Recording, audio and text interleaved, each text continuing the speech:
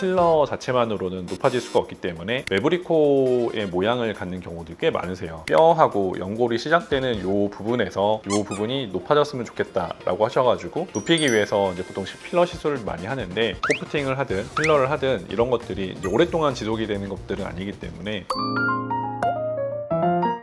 안녕하십니까, 미차블루의 미차입니다. 코 성형 많이 하잖아요. 엄청 높아지고. 근데 코 성형 하면은 조금 약간 무서운 것도 있고 수술 영상도 뭐 많아가지고 두려운데, 이럴 때는 코프팅 해도 괜찮을까요? 사실 코는 수술이 좀 정답이긴 하죠. 사실 이제 코 같은 경우에는 뼈에 대한 부분하고 연골이 있고 좀 단단한 구조물들이 있기 때문에 웬만하면 저는 이제 수술을 하는 거를 권장을 드립니다. 근데 코 수술이라고 하면은 회복 기간도 오래 걸리고 단순하게 보형물 넣는 수술도 있지만 안쪽에 있는 연골을 좀 조작을 해야 된다던가 골격에 대한 것들을 우리가 조작을 해야 되는 경우들도 있기 때문에 케이스에 따라서는 굉장히 어려운 케이스가 되는 경우들도 있거든요. 그래서 외형적으로 모양만 좋아지고 싶어 하는 경우에는 이제 시술이나 이런 것들을 통해서 조금 개선을 해볼 수도 있을 것 같아요. 나중에 그걸 만족을 해서 코의 모습이 좋아지면은 수술도 해볼 수 있겠다라고 해가지고 수술로 넘어갈 수도 있겠죠. 그래서 이런 경우에 단순하게 이제 코 위쪽으로 필러 시술을 많이들 하잖아요. 그래서 필러 시술 같은 것들을 하게 되면은 코의 아웃라인, 이제 바깥쪽 라인을 우리가 어느 쪽이 교정이 되면은 이렇게 좋아질 수 있는지 알 수가 있고, 별개로 코끝 같은 경우에는 우리가 필러 자체만으로는 높아질 수가 없기 때문에 녹는 실을 이용해서 그 코끝을 좀 높여주게 되겠습니다. 근데 코끝을 높일 때는 잘 올라가는 코와 잘 올라가지 않는 코가 있다는 걸 알고 계셔야 돼요. 그래서 연골의 조직들이 굉장히 좀 단단하게 이제 있는 경우에는 실을 넣는다고 한다 하더라도 이제 코끝이 잘 올라가지 않기 때문에 실을 사용하는 게 제한이 될 수가 있을 수가 있고요. 그런 경우에는 코프팅을 하기보다는 결국에는 수술 쪽으로 이제 연골을 아예 조작을 해서 올리는 쪽으로 해보시는 게 좋을 것 같습니다. 그러면 코프팅만으로도 코가 좀 잘 올라갈 수 있는 코인지 아닌지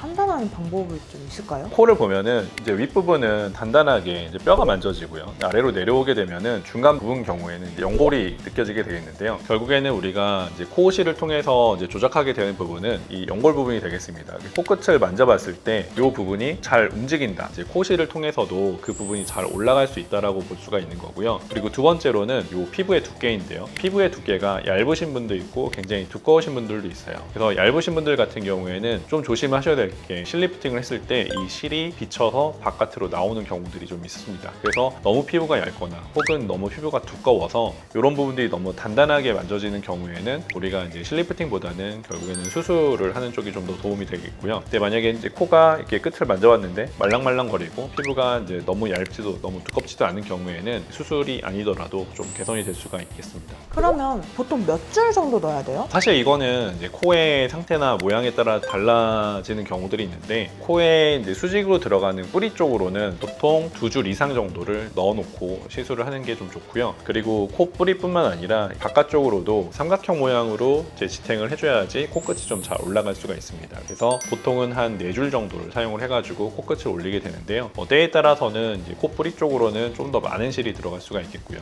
그리고 이제 콧대 부분이라고 하죠. 피부가 좀 두꺼운 경우에는 조금 더 실이 많이 들어갈 수도 있어요. 왜냐면은 잘 비쳐 보이거나 그러지 않기 때문에. 근데 만약에 피부가 얇으신 경우에는 사실 콧대 쪽으로는 실이 좀 들어가는 게 좀 제한이 될 수가 있습니다. 그런 경우에는 실보다는 그냥 필러 같은 것들을 이용을 해가지고 그 부분을 조금 높여주는 게 좀 더 나으실 수 있을 것 같아요. 남자들이 원하는 코프팅 디자인, 여자들이 원하는 코프팅 디자인 이런 게 있을까요? 우선은 남자들 같은 경우에는 여성들에 비해서 연골이 크거든요. 그래서 콧대 쪽으로 이제 좀 높은 콧대를 원하시는 경우들이 제일 많고요. 그리고 이제 이 연골이 크다 보면은 매부리코의 모양을 갖는 경우도 꽤 많으세요. 뼈하고 연골이 시작되는 이 부분에서 이 부분이 높아졌으면 좋겠다라고 하셔가지고 높이기 위해서 이제 보통 필러 시술을 많이 하는데, 이게 결국에는 코끝이 높아지지 않으면은 그 부분이 좀 차지가 않아서 코 끝도 좀 꽤 높아져야 되고, 그리고 그 사이를 좀 평평하게 채우는 식으로 이제 시술을 원하시는 경우들이 많고요. 여성분들 같은 경우에는 콧대보다는 코끝 자체가 조금 더 높아졌으면 하는 분들이 좀 많으신 것 같습니다. 있습니다. 우선은 이제 코 같은 경우에는 이제 결국에는